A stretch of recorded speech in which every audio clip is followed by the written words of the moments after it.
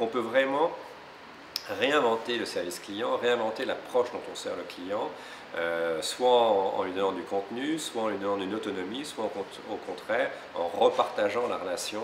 de manière à apporter des informations à valeur ajoutée. Le client qui est en ligne, lui, veut pouvoir éventuellement, à toute heure du jour, voire de la nuit, avoir en face de lui un conseiller qui peut lui amener une réponse à une question qu'il peut avoir, ou il peut aussi vouloir aller chercher finalement plutôt l'expert plutôt que le généraliste pour avoir une question précise ou une réponse précise à une de ces questions. Donc ça veut dire qu'effectivement l'enjeu il est de former l'ensemble des chargés de clientèle à ces nouvelles attentes d'expertise et d'écoute. Le banquier n'est plus le sachant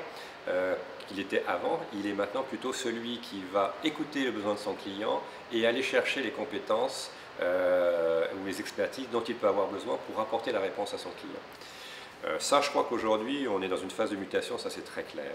Je dirais également qu'on n'a pas le choix de toute façon, parce que si vous ne faites rien, vous êtes mort, parce que le monde bouge, parce que les autres banques sont là, elles bougent elles-mêmes, donc il faut de toute façon investir, et il faut toujours investir pour attirer de nouveaux clients et fidéliser vos clients.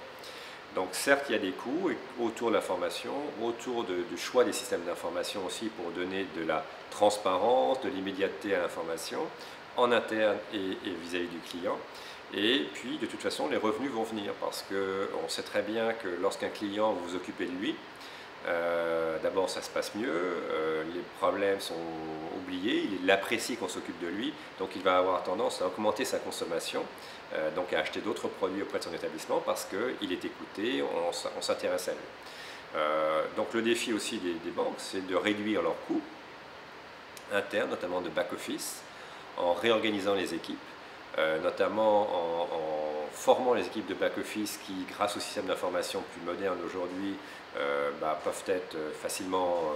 remplacées par ces systèmes, et donc amener ces personnes de back-office vers des fonctions plutôt de support client, de middle office, voire même de front office, donc directement en agence ou au contact du client, pour vérifier que les opérations se passent bien, que si le client a fait une réclamation, on lui apporte une réponse très rapidement, de manière à ce que le client se sente important, se sente un client VIP, quel que soit son niveau de revenus et de découvert également dans la banque. Donc si vous vous occupez du client, le client sera satisfait et vous verrez le revenu de la banque va augmenter naturellement. Mais on est dans cette phase intermédiaire de mutation, mais pour laquelle on n'a pas le choix, il faut y aller.